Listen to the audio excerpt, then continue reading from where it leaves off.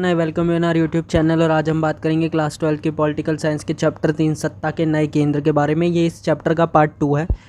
इसका जो पार्ट 1 है वो पहले ही बना दिया गया है। अगर अभी तक आपने वो वीडियो नहीं देखी है तो आपको ऊपर आई बटन के अंदर वो वीडियो मिल जाएगी। इसी के साथ साथ नीचे डिस्क्रिप्शन में भी उसका लिंक मिल जाएगा, तो एक बार उस वीडियो को ज़रूर देख लीजिए, तभी आपको ये वीडियो ज़्यादा अच्छे से समझ आएगी। इसके अलावा अगर आप चाहते हैं कि आपको इसके इंपॉर्टेंट क्वेश्चंस वगैरह मिलते रहें तो हमारे टेलीग्राम ग्रुप को ज़रूर ज्वाइन कीजिए। चलिए चैप्टर शुरू करते हैं। तो पार्ट 1 के अंदर हमने डिस्कस करा था कि सत्ता के नए केंद्र क्या है, यूरोपीय संघ के बारे में, आसियान, चीन और ब्रिक्स के बारे में। इस वीडियो में हम डिस्कस करेंगे इजराइल, रूस, जापान और भारत के बारे में। तो चलिए वीडियो को शुरू करते हैं। तो सबसे पहले हमें बात करनी है इजराइल के बारे में। तो सबसे पहले हम ये देखते हैं कि एग्जैक्टली आखिर इजराइल है कहाँ पर। तो अगर आप ये वाला एरिया देखें तो ये अफ्रीका का एरिया है और साथ ही एशिया का एरिया है। इन्हीं दोनों क्षेत्रों के बीच में यानी यहाँ पर इजराइल मौजूद है। अगर मैं आपको मैप थोड़ा सा जूम करके दिखाऊं तो ये वही जो एरिया था उसे जूम किया गया है। तो ये वाला जो छोटा सा क्षेत्र आपको दिखाई दे रहा है ये इजराइल है। इसके आसपास के जो ज़्यादातर देश हैं वो क्या है, मुस्लिम देश हैं, जैसे कि Iraq, Jordan, Syria, Egypt, Libya, Saudi Arabia. तो इसके पड़ोसी देश है जो ज़्यादातर क्या है, मुस्लिम देश है। और ये इसके लिए हमेशा समस्या बने रहे हैं। कैसे समस्या बने रहे ये अभी हम देखेंगे। मैप के ऊपर और जूम करके देखें हम तो हमारे को पता चलेगा कि देखिए ये वाला जो क्षेत्र है, ये वाला पूरा ऐसे करके ये हमारा इजराइल है। यहाँ पर ये आपको इजराइल का मैप अच्छे से दिख गया होगा। यहाँ पर आपको जो एक इम्पॉर्टेंट चीज़ याद रखनी है जिसकी आपको आगे ज़रूरत पड़ेगी वो ये है, देखिए यहाँ पर आपको गाज़ा स्ट्रिप दिखाई दे रही होगी। तो इस गाज़ा स्ट्रिप को आप याद रखिएगा, इसके बारे में अभी हम आगे डिस्कस करेंगे। आपको ये याद रखना है कि ये इजराइल का हिस्सा नहीं था पर अब ये इजराइल का हिस्सा है। तो चलिए देखते हैं कि आखिर इजराइल का निर्माण कैसे हुआ। उससे पहले आप ये झंडा देख लीजिए, इजराइल का मैप झंडा है, फ्लैग है। तो आखिर इजराइल का निर्माण कैसे हुआ, देखिए फ़िलिस्तीन से अलग होकर 14 मई 1948 को इजराइल एक अलग देश बना।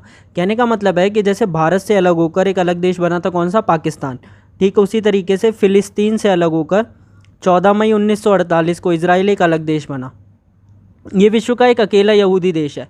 यहूदी क्या होता है, देखिए जैसे हिंदू होते हैं, मुस्लिम होते हैं, ऐसे करके धर्म होते हैं ना, वैसे ही यहूदी भी क्या है, एक धर्म है। तो इसी तरीके से इन धर्मों में से यहूदी देश जो है, जैसे पाकिस्तान एक मुस्लिम देश है, उसी तरीके से विश्व का जो अकेला यहूदी देश है वो कौन सा है, इजराइल है। आज़ाद होने के बाद इसके लिए सबसे बड़ी समस्या रही इसके आसपास के मुस्लिम देश, जैसा कि मैंने आपको बताया कौन कौन से देश हैं।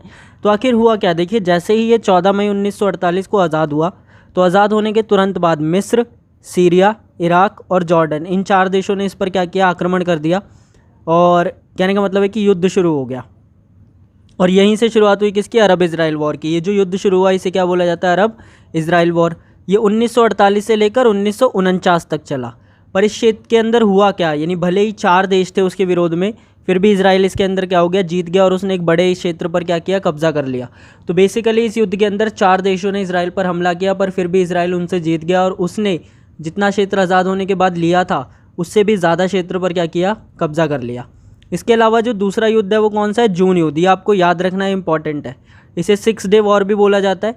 तो 6 डे वॉर क्यों बोला जाता है, देखिए हुआ क्या, 1967 में इजराइल के आसपास के देश जॉर्डन और अन्य अरब देशों ने क्या किया, एक साथ इसके ऊपर हमला कर दिया।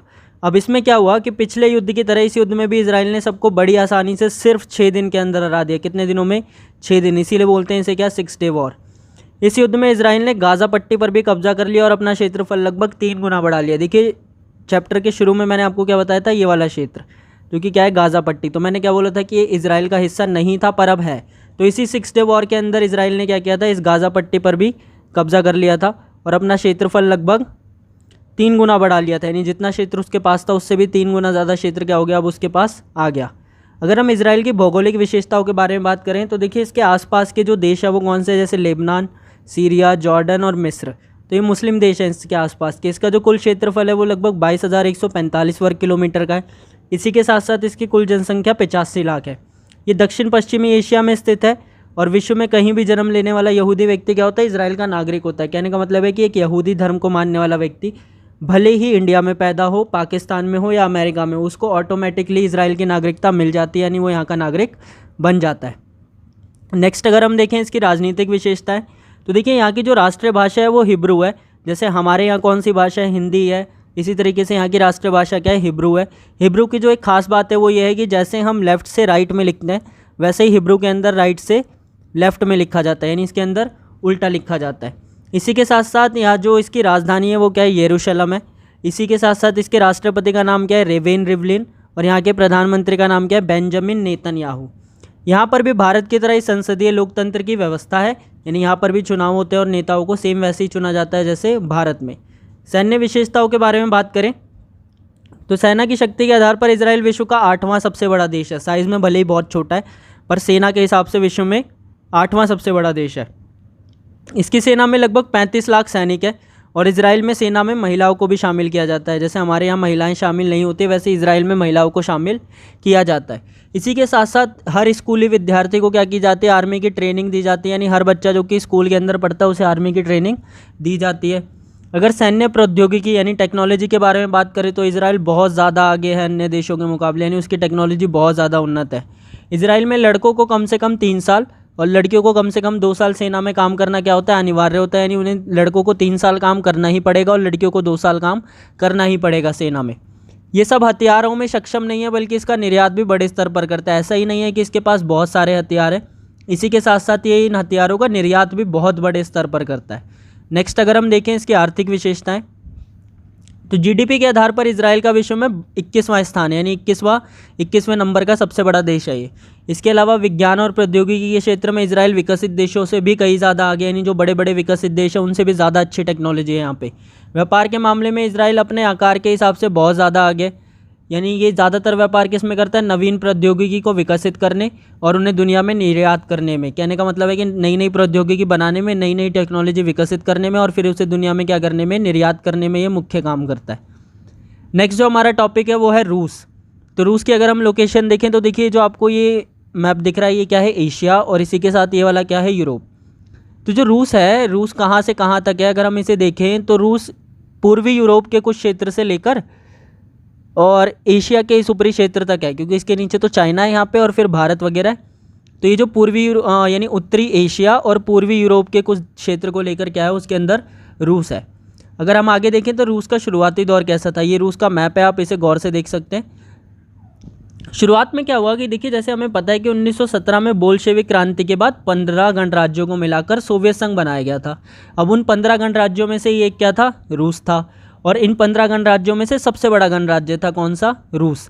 यानी जिन 15 देशों को मिलाकर सोवियत संघ बनाया गया उसमें से एक रूस था और ये उसमें से सबसे बड़ा गणराज्य था। 1917 से लेकर 1991 तक रूस क्या रहा, यूएसएसआर का हिस्सा रहा, यानी सोवियत संघ का हिस्सा रहा 91 तक। इसके बाद क्या हुआ कि हमें पता है कि 91 में सोवियत संघ का विघटन हो गया और रूस क्या बन गया, एक अलग से देश बन गया, और इसे ही क्या सोवियत संघ का उत्तराधिकारी बना दिया गया। यानी अब जो भी अधिकार सोवियत संघ को मिले थे वो सब किसको दे दिए गए, रूस को दे दिए गए। जैसे कि परमाणु हथियार अब रूस को मिल गए जो सोवियत संघ के थे। इसके अलावा यूएनओ की सुरक्षा परिषद में जो स्थायी सदस्यता थी वो भी किसको मिल गई, रूस को। इसी के साथ साथ उन सभी संधियों का पालन अब रूस को करना था जो सोवियत संघ और अमेरिका के बीच की गई थी। यानी जो जो समझौते अमेरिका और सोवियत संघ के बीच हुए थे अब उन सब का पालन करने की जिम्मेदारी किसकी थी, रूस की। अगर रूस की भौगोलिक विशेषता के बारे में हम बात करें तो रूस उत्तरी एशिया का एक देश है और इसका कुछ क्षेत्र कहाँ है, पूर्वी यूरोप में भी है। ये विश्व का सबसे बड़ा देश है आकार के हिसाब से। इसका जो कुछ हिस्सा है वो एशिया महाद्वीप और कुछ हिस्सा पूर्वी यूरोप के अंदर आता है, जैसा मैंने आपको बताया। आकार के अनुसार ये भारत से लगभग 5 गुना ज़्यादा बड़ा है, यानी 5 गुना ज़्यादा बड़ा है भारत से। और जनसंख्या के हिसाब से विश्व में रूस किस नंबर पर है, 7वें नंबर पर। विश्व में सबसे ज़्यादा जनसंख्या किसकी है, चाइना की, और दूसरे नंबर पर कौन आता है, भारत, और इस तरीके से 7वें नंबर पर कौन आता है, रशिया। अगर नेक्स्ट हम देखें इसकी राजनीतिक विशेषताएँ तो एक लोकतांत्रिक देश है, यानी यहाँ पर भी भारत की तरह ही क्या है, लोकतंत्र है। इसकी राजधानी मॉस्को है और इसकी राष्ट्रीय भाषा क्या है, रूसी है। यहाँ के जो राष्ट्रपति हैं उनका नाम क्या है, व्लादिमीर पुतिन, और इसी के साथ साथ यहाँ के प्रधानमंत्री का नाम है मिखाइल मिशुस्तिन। यहाँ पर भी अन्य देशों की तरह ही सामान्य रूप से चुनाव होते हैं और नेताओं को चुना जाता है।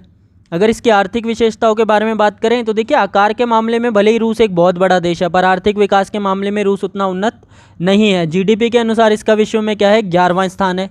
इसी के साथ साथ रूस के पास भरपूर मात्रा में खनिज संसाधन और प्राकृतिक संसाधन है, ठीक है, और इन्हीं संसाधनों की वजह से रूस विश्व में एक मजबूत देश के रूप में स्थापित है। पर अगर आप आर्थिक रूप से अमेरिका से इसकी तुलना करें तो रूस काफ़ी ज़्यादा पीछे रह जाता है। नेक्स्ट अगर हम देखें इसकी सैन्य विशेषताएं तो हथियारों के मामले में रूस विश्व के सबसे शक्तिशाली देशों में से एक है। इसके पास परमाणु हथियार है जैसा हमें पता है। इसके अलावा यूएनओ की सुरक्षा परिषद की स्थायी सदस्यता भी है इसके पास, और इसी के साथ साथ सैन्य क्षमता के मामले में विश्व में रूस का क्या है, दूसरा स्थान है। यानी सेना के आधार पर इसका विश्व में दूसरा स्थान है। और सैन्य क्षेत्र में रूस अमेरिका को क्या करता है, बराबरी की टक्कर देता है। भले ही आर्थिक रूप में उससे थोड़ा सा पिछड़ता है, पर सैन्य रूप में उसको बराबरी की टक्कर देता है। रूस और भारत के संबंधों के बारे में बात करें तो देखिए, भारत और साम्यवादी संबंधों के यानी जो देश है उनके संबंधों हमेशा से ही क्या रहे हैं, अच्छे रहे हैं।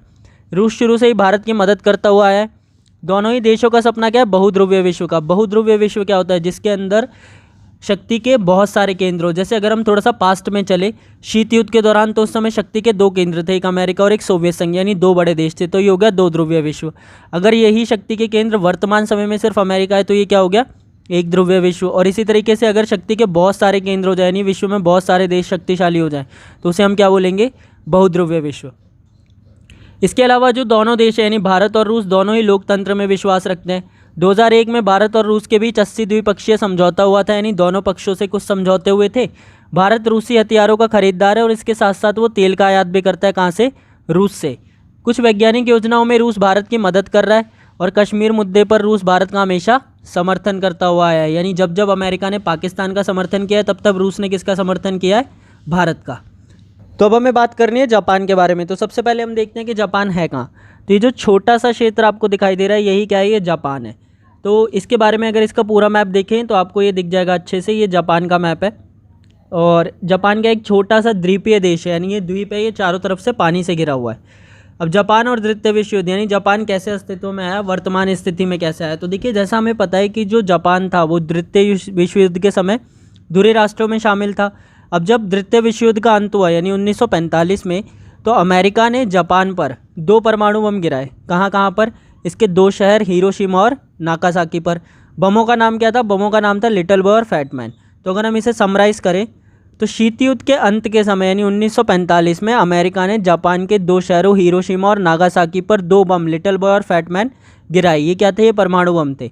अब इन बमों की वजह से जापान में बहुत भारी तबाही हुई और जापान ने द्वितीय विश्व युद्ध में क्या किया, आत्मसमर्पण कर दिया।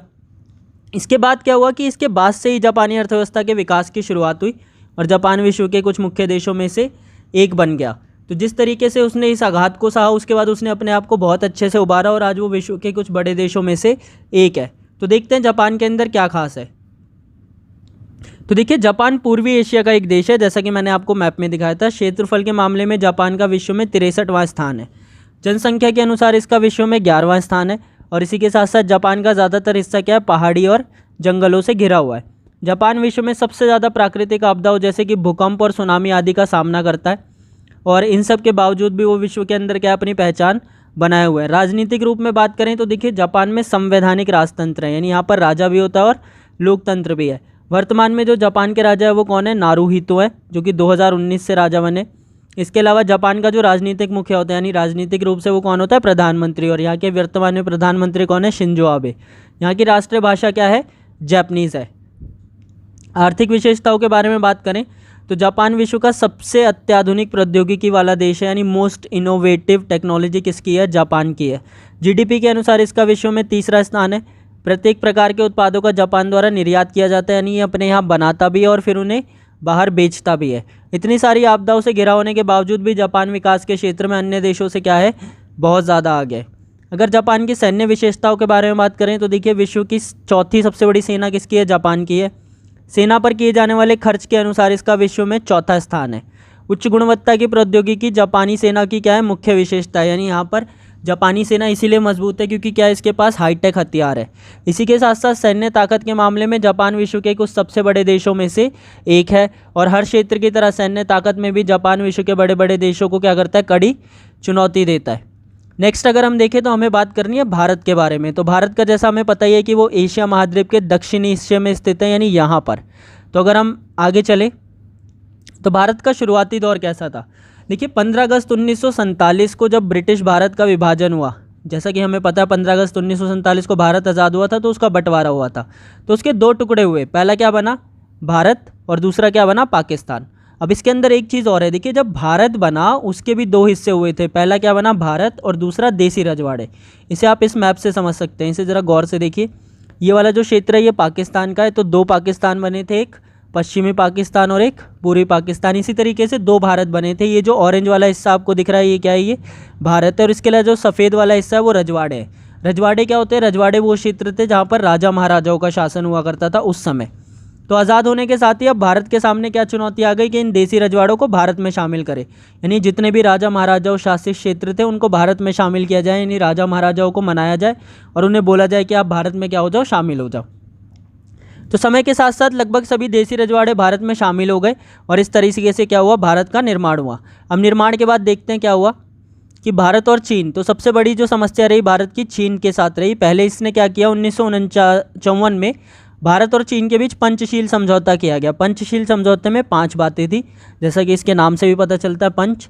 तो इसके अंदर था क्या, देखिए सबसे पहला था कि एक दूसरे की अखंडता और संप्रभुता का सम्मान करना, यानी एक दूसरे के क्षेत्र में हस्तक्षेप ना करना, परस्पर अनाक्रमण यानी एक दूसरे पर आक्रमण ना करना, एक दूसरे के आंतरिक मामलों में हस्तक्षेप ना करना, इसी के साथ साथ समान और परस्पर लाभकारी संबंध बनाना, यानी ऐसे संबंध, ऐसे रिलेशंस रखना जिससे दोनों को लाभ हो, और साथ ही साथ शांतिपूर्ण सहअस्तित्व बनाए रखना, यानी साथ साथ शांति से रहना।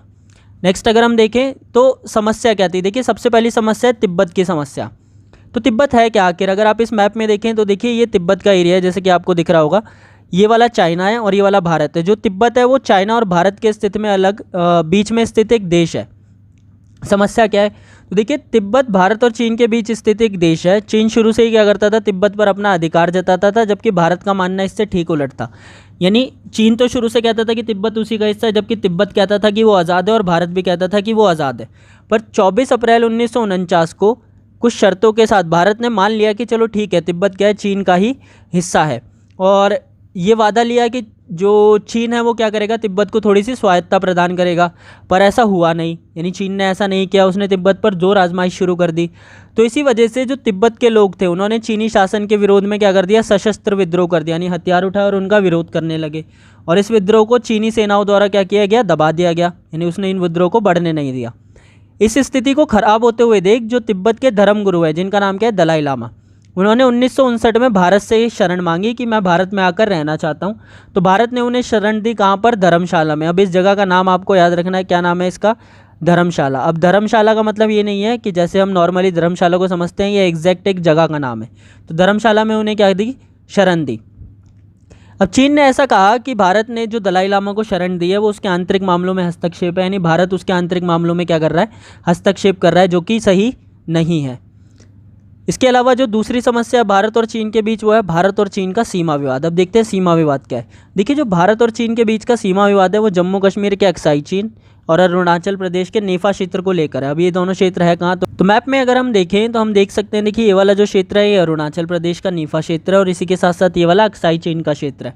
तो इन दो जगहों को लेकर क्या है, भारत और चीन के बीच में विवाद है। अब चीन ने भारत के इन हिस्सों पर क्या किया, अपना अधिकार जताया, यानी चीन ऐसा कहता है कि भारत के ये क्षेत्र क्या है, उसके हैं, जबकि भारत ने कहा कि ये मामला अंग्रेजों के समय ही सुलझाया जा चुका है। और चीन इस बात से शुरू से क्या कर रहा है, इनकार कर रहा है कि नहीं ऐसा नहीं है, ये क्षेत्र उन्हीं के क्षेत्र है। तो 1957 और 1959 में क्या हुआ कि चीन ने अक्साई चीन के क्षेत्र पर क्या किया, कब्जा कर लिया और वहाँ पर सड़क बनानी शुरू कर दी। अब इससे भारत को समस्या हुई क्योंकि वो तो उसका क्षेत्र है। तो इस चीज़ को देखते हुए दोनों देश के नेताओं के बीच काफ़ी सारी चर्चाएं हुई, पर समस्या सुलझ नहीं सकी और कई बार दोनों देश के सेना के बीच क्या हुई, झड़प भी हुई, पर कोई हल नहीं निकला। तो ये दो मुद्दे जिस वजह से भारत और चीन के बीच में क्या है, समस्याएं हैं। अब हुआ क्या इसके बाद, दो मुद्दों के बाद देखिए हुआ क्या कि पंचशील समझौते और चीन पर भरोसे के कारण जो उस समय के प्रधानमंत्री थे जवाहरलाल नेहरू, उनको कभी ऐसा लगा ही नहीं कि चीन भारत पर आक्रमण कर देगा। पर इस बार नेहरू क्या हुए, गलत साबित हुए और 1962 में चीन ने क्या किया, भारत पर हमला कर दिया। अब भारत और चीन युद्ध हुआ 1962 का। 1962 में चीन ने भारत पर हमला कर दिया। अचानक से हुए इस हमले की भारत ने कोई तैयारी नहीं की थी और न ही उसे तैयारी करने का कोई मौका मिला। चीनी सेना भारत में काफ़ी अंदर तक घुस आई, ठीक है, और अचानक से उन्होंने क्या किया, युद्ध को रोक दिया। अंत में क्या हुआ कि भारत को इस युद्ध में हार का सामना करना पड़ा, क्योंकि वो चीन को किसी भी तरीके से उसका सामना नहीं कर सका। इस युद्ध के परिणाम क्या हुए, देखिए सबसे पहली चीज़ तो भारत हार गया। दूसरा क्या हुआ कि भारतीय विदेश नीति की आलोचना की गई कि नेहरू इस बात को नहीं भाप पाए कि चीन ऐसा कुछ कर सकता है। इसके अलावा कई बड़े सैन्य कमांडरों ने क्या किया, इस्तीफा दे दिया। इसी के साथ साथ उस समय के जो रक्षा मंत्री थे वीके कृष्ण मेनन, उन्होंने अपना मंत्री पद छोड़ दिया, यानी मंत्रिमंडल छोड़ दिया।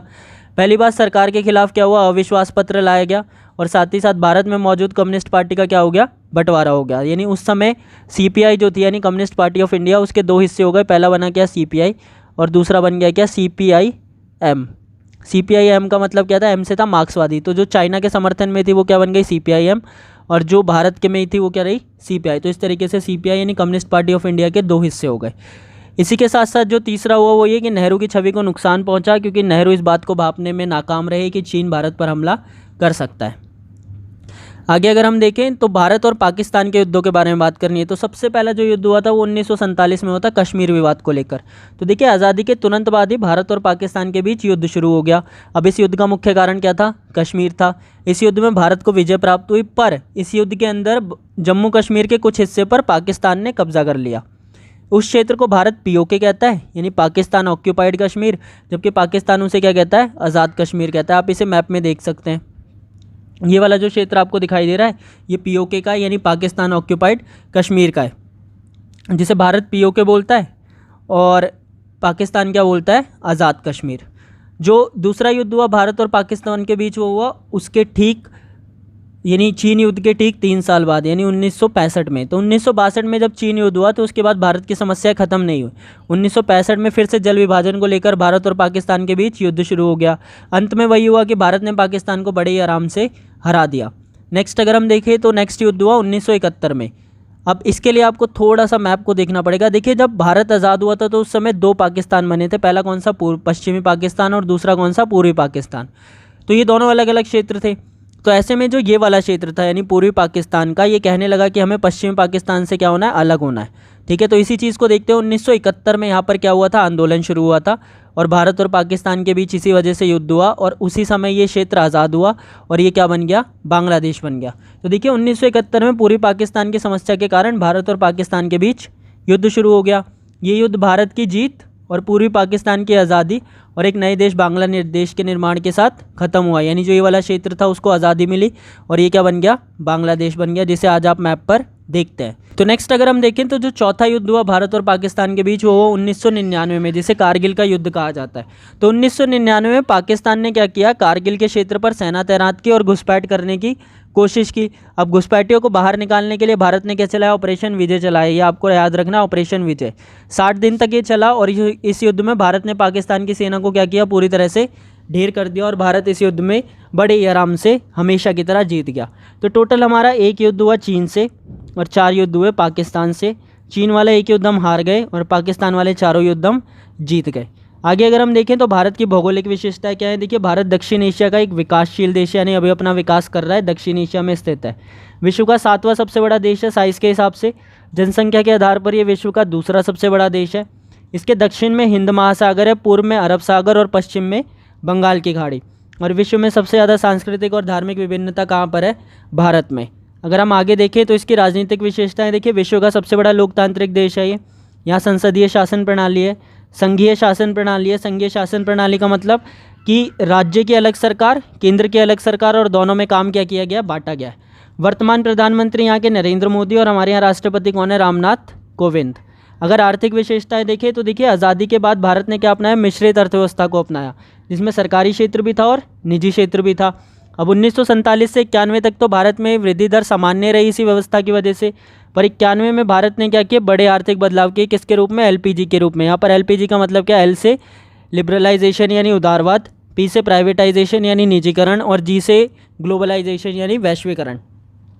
तो इसके बाद इन्होंने क्या किया, इन सब को खोला, भारत ने वैश्वीकरण को अपनाया और यहीं से भारत के विकास को क्या मिला, बल मिला। अगर आपको LPG के अंदर कुछ भी डाउट है तो आपको उसकी वीडियो मिल जाएगी, उसे ज़रूर देखिए। 1991 के बाद भारत की विकास की गति में क्या आई, तेज़ी आई। वर्तमान में भारत विश्व की 5वीं सबसे बड़ी अर्थव्यवस्था है और विश्व का सबसे बड़ा सॉफ्टवेयर निर्यातक देश भी कौन सा है, भारत है। सैन्य विशेषताओं के बारे में बात करें तो सैन्य क्षमता के अनुसार भारत विश्व के प्रथम 5 देशों में आता है, यानी टॉप 5 में। सैनिकों की संख्या के अनुसार भारत का विश्व में दूसरा स्थान है। इसके अलावा परमाणु हथियार संपन्न देश है भारत। यूएनओ की शांति सेना में भारत अपने सैनिकों को शुरू से भेजता रहा है और इसी के साथ साथ उच्च गुणवत्ता के हथियार एवं प्रशिक्षित सैनिक जो हैं भारतीय सेना की प्रमुख विशेषताएं हैं। तो ये था आपका पूरे चैप्टर का पार्ट 2। आई होप कि आपको सब कुछ अच्छे से समझ आया होगा। अगर नया हो तो एक बार फिर से वीडियो को रिवाइंड करके देखें। आपके अगर कोई क्वेश्चंस है तो आप नीचे कमेंट में लीव कर सकते हैं। और इसके अलावा अगर आप पर्सनली चीज़ें डिस्कस करना चाहते हैं तो हमारा टेलीग्राम ग्रुप ज़रूर ज्वाइन कीजिए। इसी के साथ साथ नोट्स आपको डिस्क्रिप्शन में मिल जाएंगे और जो इंपॉर्टेंट क्वेश्चंस है वो आपको टेलीग्राम ग्रुप में मिलेंगे। चैनल को अगर अभी तक सब्सक्राइब नहीं किया है तो ज़रूर करें, क्योंकि इसी तरीके की और वीडियोज़ आपको कंटिन्यूसली इस चैनल पर मिलती रहेंगी। Thank you.